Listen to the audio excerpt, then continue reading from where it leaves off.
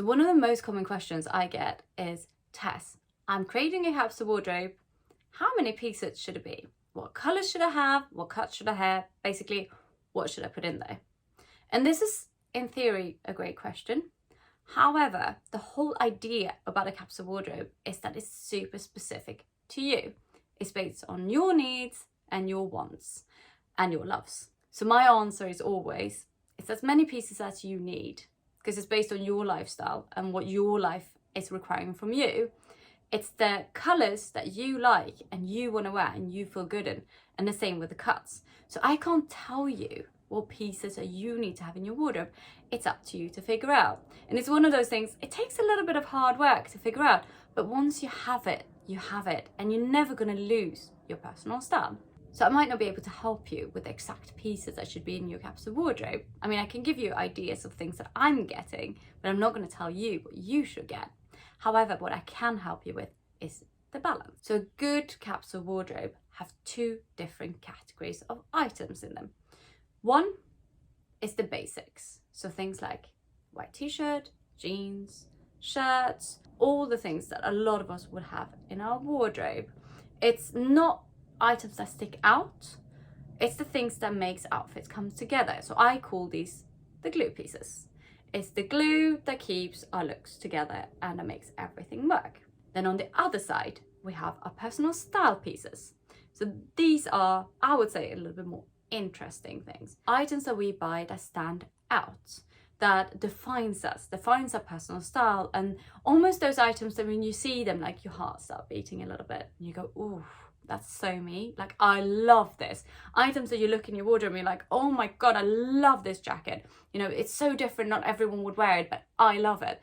That is a typical personal style piece. And to make this a little bit easier, I'm going to give you a couple of examples from my own wardrobe. So let's start with something that I think most of us will have. This is a white shirt. This one is by Theory. It's in great quality. This one is slightly oversized. It's something that I think most of us have use for. I'm not going to say all of us, because obviously, as I said, we all have different needs.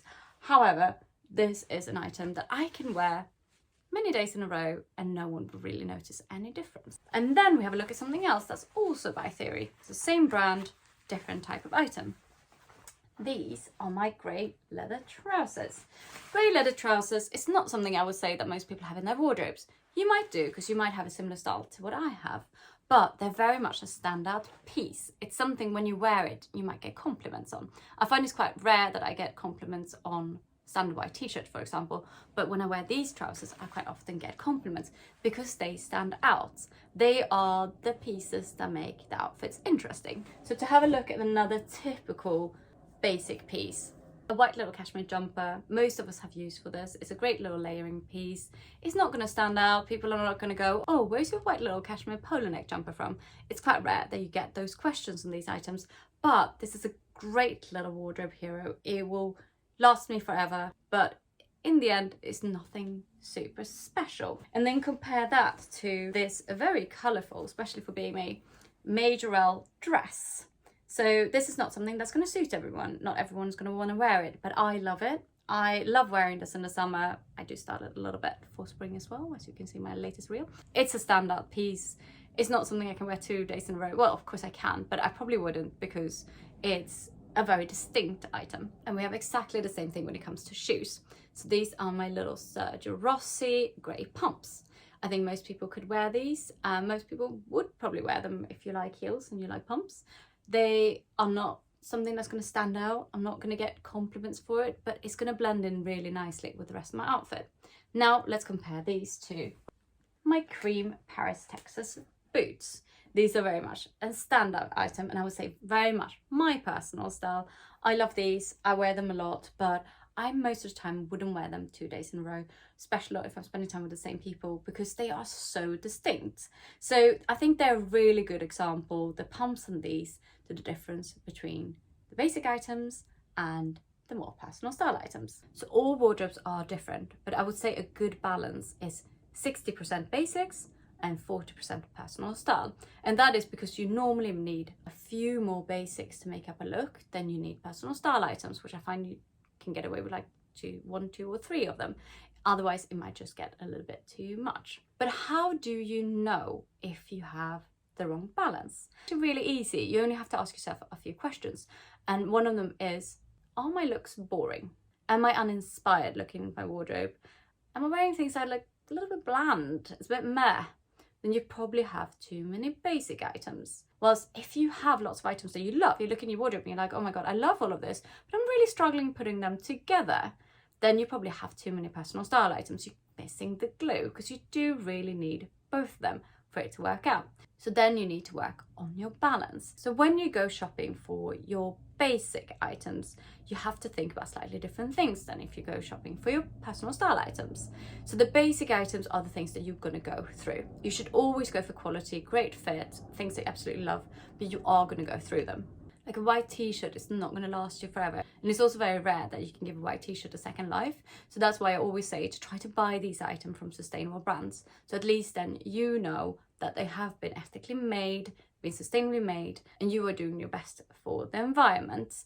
Otherwise, I would always say go high quality, plan on using your hero items for at least 3 years. I know white t-shirts are hard, but I think with shirts and jeans, I mean, I have jeans that I've had for 15 years, so I don't think that's a problem when it comes to them. However, when you do buy your personal style items, I would say to plan to wear them for a lot longer. Because when you're looking at your hero items, you could wear them several times in a week, whilst often with your personal style items, you might just wear them a couple of times a month instead. So then it's more important that they have a longer lifespan. So when you buy an item, you recognize it's not a basic item. I would always ask yourself, is this something that I'm going to want to wear for almost the rest of my life? And I know not all of it is going to last that way, but it's a very good way of checking that this is something that isn't trendy.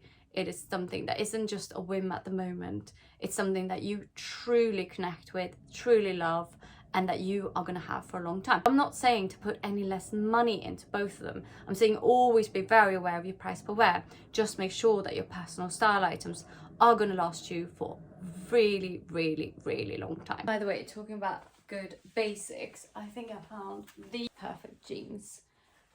I struggle finding jeans, and I think these are absolutely perfect. They're my girlfriend, and I just know my style. I know that I like a slightly higher waist, I like a straight cut, and I want them to stop around the ankle, so I can wear them with pumps, or you know, with ballerinas or sneakers. These are an example for me of a perfect basic. I'm really, really happy. This is one of those purchases that I'm just so happy with. So this jumper is an item I would say it's a great example of both a basic item and a personal style item.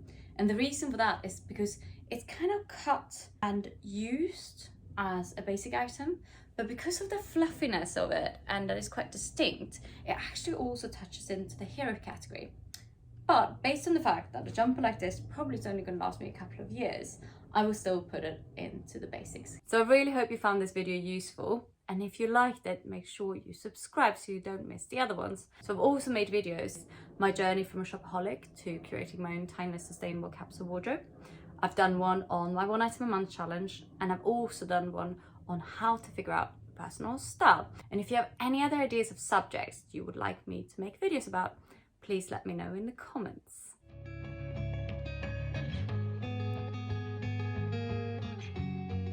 I am now a wine connoisseur.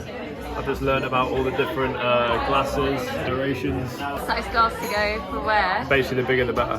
When Tess first asked me what kind of wine I liked, I thought she meant what colour wine I liked. I didn't know there was obviously loads of different species of wine. Talking like a real connoisseur with different species of wine? Yeah. When I was like, yeah, I just drink a red wine. She was like, what type?